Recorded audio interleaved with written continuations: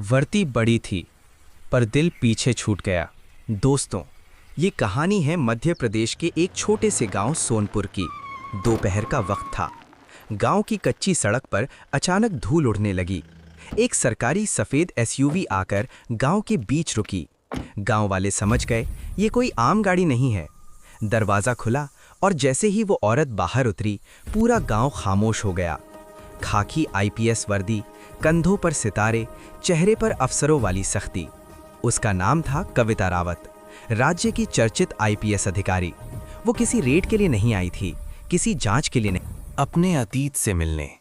उस झोपड़ी के सामने जहां 5 साल पहले एक रिश्ता टूटकर बिखर गया था। कविता दरवाजे के सामने आकर रुक गई। पूरा रुतबा उसके साथ था, लेकिन हाथ दरवाजा खटखटाने से कांप गया, क्योंकि आज वो किसी अपराधी के सामने नहीं थी। आज वो अपने ही अतीत के सामने खड़ी थी। 5 साल पहले यही गांव था, सोनपुर। लेकिन तब कविता के पैरों में खाकी जूते नहीं थे, हाथों में किताबें थीं और आंखों में बड़े सपने। कम बोलने वाला, सीधा साधा आदमी। कविता ने कहा था, मैं अफसर बनना चाहती हूँ। रघु ने बस इतना कहा था, बन जाओ। ना सवाल ना शक, बस भरोसा। शादी हुई, छोटा सा घर था, मिट्टी की दीवारें और एक चारपाई। कविता रात रात भर पढ़ती। रघु पास बैठा रहता, कभी लालटेन ठीक करता, कभी चुपचाप पानी रख देता। पहली बार परीक्षा में फेल हुई, दूसरी बार भी।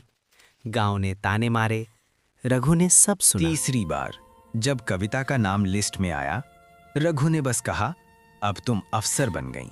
उसकी आवाज में गर्व था, डर नहीं। लेकिन जब कविता अफसर बनी तो वर्दी का वजन रिश्तों पर भारी पड़ने लगा।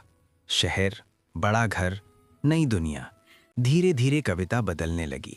उसे रघु के कपड़े, उसका गांवपन चुभने लगा।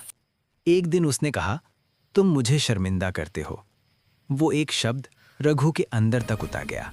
तलाक हुआ, बिना शोर, बिना आंसुओं के, बिना किसी शिकायत के। आज दरवाजा खुला।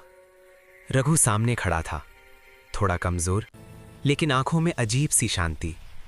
उसने बस कहा, आ गई। न सवाल न शिकायत। गांव वालों ने कविता को सच बताया।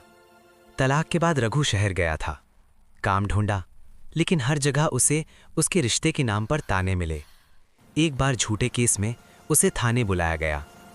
लोगों ने कहा, आईपीएस अफसर की पत्नी का नाम लो। वो अब मेरी नहीं है, उसका नाम मत लो। ये सुनकर कविता टूट गई। उसने पूछा, तुमने मुझे कभी बताया क्यों नहीं? रघु ने कहा, आपने कभी पूछा ही नहीं। कविता माफ़ी मांगने आई थी, मदद देना चाहती थी, लेकिन रघु ने कहा, अब देर हो चुकी है, मैं फिर से खुद से इनकार नहीं कर सकता। कविता चली गई। आईपीएस बनी रही, लेकिन जिंदगी में पहली बार हार स्वीकार की। रघु वहीं रहा, गरीब लेकिन छोटा।